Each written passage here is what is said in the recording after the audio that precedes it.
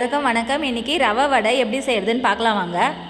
அதுக்கு ஒரு கப் அளவுக்கு ரவை எடுத்து வச்சிருக்கேன். இதை ஒரு 10 நிமிஷம் தண்ணி ஊற்றி ஊற வச்சுக்கலாம். நீங்கள் எந்த கப்பால் ரவை எடுக்கிறீங்களோ அதுக்கு பாதி அளவு தண்ணி ஊற்றி ஊற வைங்க.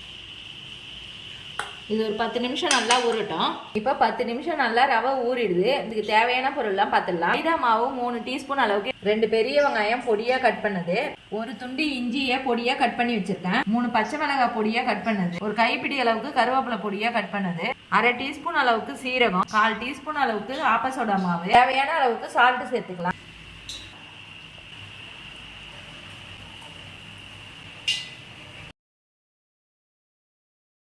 கொஞ்சம் திக்காக இருந்துச்சுன்னா தண்ணி தெளித்து பிசைஞ்சிக்குங்க. இந்த அளவு தண்ணி சேர்த்து நல்லா பிசைஞ்சிக்குங்க.